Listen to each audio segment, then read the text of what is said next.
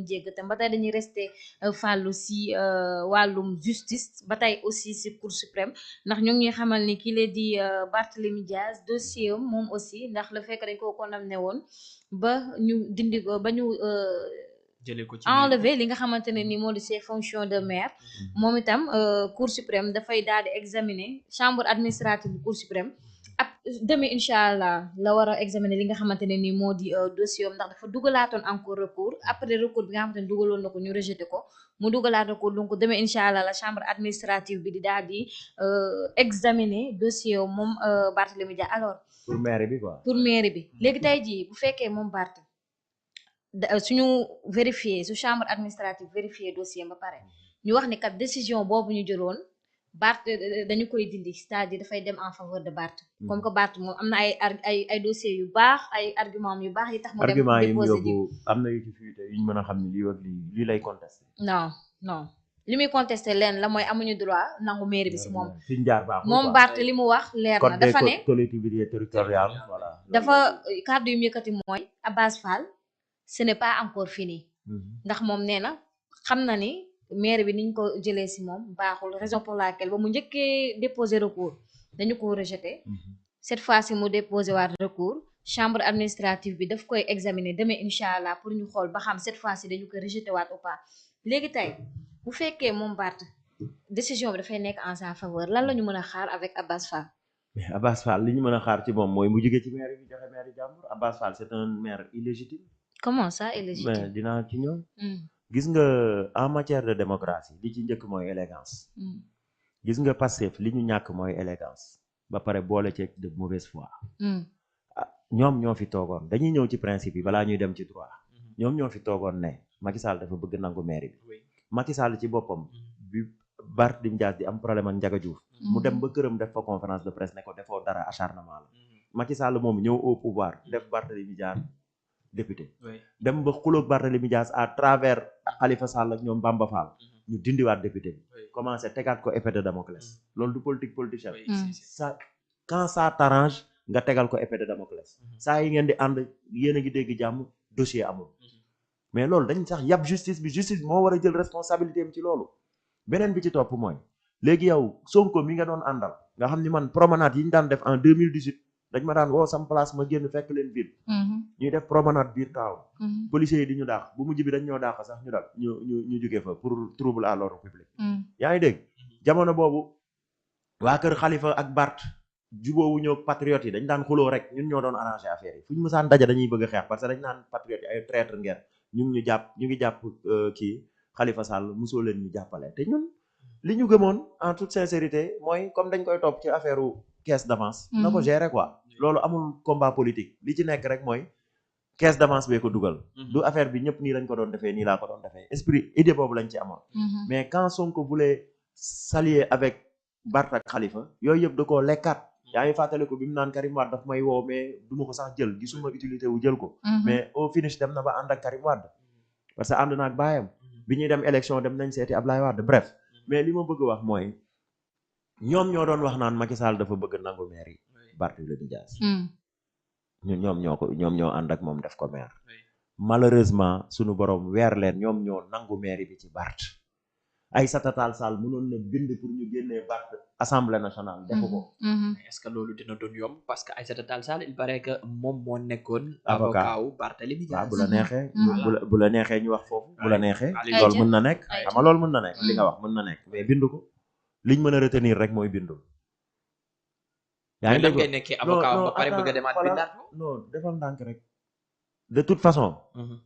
bu Macky Sall bëggoon ñu bind dafay jëlee Aïssata Tall Sall teg fa keneen dëgg wala déet si c'est mais li ñu mën a jàpp globalement mooy binduñu c'est vrai léegi ñan ñoo ko fa jëlee mooy Pastef Pastef mi ko doon défendre dem moo ko fa génnee ana éthique ana morale balaa ñuy ñëw ci règle léegi beneen bi ci topp Bayna Gueye du moom moo dem bind voilà foofu la affaire bi neexee parce que Bayna Gueye tey récompensé nañ ko nekk na fi université liggéey contrat ba xaw ma jeex naan jeexul bu jeexee mu ngi liggéey avec le ministre des sports conseil technique la je pense foofu xam nga li mu la récompense la pour lan am na contentieux ak Barthélémy Dias taxaw ne ñoom dañoo bëggoon ñëw taal këram ñu jàpp leen yaa ngi dégg wax mais bay naa li mu waroon def moom porter plainte Barthélémy Dias ne ko li nga doon wax du dëgg génneel firnde yi lu tax defu ko foofu falaa ciy yam am na luñ ci xam nag lu bari mais fa lañ ci te bay naa xam na ni am na luñ ci xam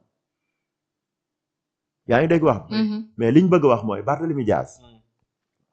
non Sénégal politiciens yi yàq nañ ko quoi. mais tamit si côté Barthélémy Dias boobu tey gis nañu ñoom ñaar ñoo àndoon d'une part itam ñoom bañ ca yeggee dañ ni jamono bi ñu koy défendre pour li nga xam si ni moom la ñu jàppoon ni Macky Sall moo bëgg a jël mandat bi ci moom c'était juste de la politique mais lii c'est la loi boo xam si ni moom moo imposé ni tey voilà bu ñu saisiré war nañ ko mën a yëkkati ci fonction am parce que yaa ngi wax que ni Aïssata Tall Sall mënoon na bind mais bindul ça veut dire que ni lu ko yoon mayoon la mais defu ko fii nag yoon lañ utiliser mais pas politique. waaw fa laa jëm yoon bi ko mayoon Aïssata Tall Sall may ko Macky Sall ñoom ñoo ko deful par éthique ak morale ak am lu ñuy jomm am lu ñuy ragal am lu ñuy rus mais ñii amuñu lu ñuy jomm amuñu rasu amuñu lu ñuy rus amuñu lu ñuy jomm moo tax ñu def ko c'est des petits mecs c'est des amul c'est-à-dire xoolal politique boobu nag foofu nag kaay c'est pas de la mais xam nga politique ku nekk xam na ni tey dañuy gis Fall voilà dañuy gis maanaam les ennemis d'hier peuvent devenir des amis d'aujourd'hui xam nga lu tax Pastef am ascendance bu gaaw oui la fameuse phrase de Ousmane Sonko oui si je devais revenir s'allier avec ceux qui sont à l'origine de mon engagement politique je serais pire que ces gens-là loolu dafa tax ñu bëri adhéré maag Fadilou Keïta dañ ci discuter parce que massification bu ñu doon def à Cambérène ñu dem ba toog benn place waroon noppalu tuuti di xaar gaa yi daje ñuy waxtaan ci parti bi man phrase bii moo tax ma ànd ak Sonko bokk na ci li ma motivé parce que politicienne boobu moo tardé réew mi mooy les chapelles politiques anciennes parce que ñoom politique jaral na leen lu ne gis nañ fi rey nañ fi sax magistrat ndax politique loolu dafa waroon jeex ñuy gis chaque événement chaque élection chaque alternance am ay nit ñu dee te duñ def justice ñu ànd ak Ousmane moo tax Barthélémy Dias bu ànd ak Ousmane di politique dama koy nangul politicien a ko yar Ousmane dafa ni woon politique autrement moo tax ñi nga xam ñooy politicienne li Ousmane waxoon dëgg la Ousmane a leen pire parce que ñoom jommoon nañoo bind pour jëlee fa Bart Ousmane mi ne woon moom du politique politicienne moom moo ñëw bind pour ñu jëlee fa Bart parce que dafa jàpp ñeewa ko gën war de non dafa ndànk xaar gis nga un homme élégant yonent bi ñoom doon séqal ñu teg ko lu metti da leen baal sëñ Touba la même chose sëñ Touba mi nga xam sëriñ Touba bee ko fi jëlee yóbbu ko fu metti muy gamoo jaarale ko ci metti bi mu ñëwee tubaab yi De Gaulle ñëw Hitler ñëw farankolaayu diggul Champs-Élysées di naan café te naan ko après lan moo tax après mu naan ko si ce n'était pas les noirs comme du charbon braves comme des lions je bombarderai la France cette fameuse citation xam ngeen ko jàng ngeen ko yëpp lan moo ko waral Blaise Diagne lañu woo mu dem ci Serigne Touba ak Seydi Hadji Malick ñu yebal seeni taalibe ñu dem fu sëñ Modou Moustapha Fall des jàmm dafay am fu sëñ Sidi Ahmed Mbacke si des foog naa Sidi Ahmed si la des jàmm dafay am ñooñ ñoo demoon guerre yi pour France te France def na lu ne suñu mag ñi yërmande dafay am solo inna allaha ma sabirin yàlla way muñ kat yi te ku ne muñ wax yërmande Ousmane amu ko Ousmane en réalité li muy wax sax ci diine gëmu ko parce que bu ko gëmoon du am yenn comportement yi xaaral ma daaneel foofu Barthélémy Dias looloo tax ñu jëlee ko ci maire tey ñi ko doon défendre dem ñoo ko fa jëlee ñoom politique politicienne kenn du leen ko nangul parce que du woon seen doctrine ok mais est-ce que tamit Bart tey li ko dal nii d'une part mënuñu wax moo ko yóbbee boppam pourquoi parce que jamono bi nga xam si ni mu ngi àndoon ak ñoom ba élection di waaj a jub si d'une part ñoom dañu wax ni moom si boppam dafa am ay stratégie yoo xam ne si ni da ko doon teg waaw à temps doomu nday ngi nii voilà jamono bi mooy jamonoy doomu nday gis nga lii ku am tuuti dignité doo jaar ak nit fii ba pare jaar ak moom feneen xam nga Ousmane Sonko ak Bart yaa ngi naan ku ko commencé waaw yaa Ousmane Sonko ak Bart yaa ngi wax wor parce que dañu wax ni Bart dafa am stratégie yu mu doon teg di waxtaan ak Macky Sall est-ce que tamit phrase Macky Sall boobu mu daan mu waxoon que ni ko je dirais à ton père que ni tu as bien travaillé est-ce que du tey moo ko jural lii Ousmane Sonko moo war Barthélémy Dias comment ça comme ni mu waree woon coalition jot na comme ni mu waree woon waa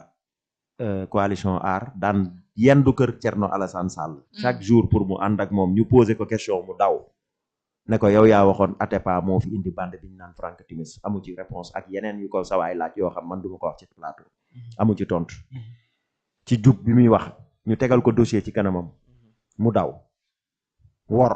sosol leen noonu mu waree woon ay coalition ñoo lànk ñun daf ñu wor gis nga jour bi ñuy ñëw kër Ousmane Sonko l'affaire Adji Sarr am ñu def délégation man Malick Ndiaye doyen Malick Ndiaye Alla Dieng Mohamed Malal Diallo Fatima Babol Diouf ak ki nga xam ni mooy Mourtala Seck biñ duggee kër Ousmane Sonko dañ fekk ñi ñu dalal ci biir saalam moom la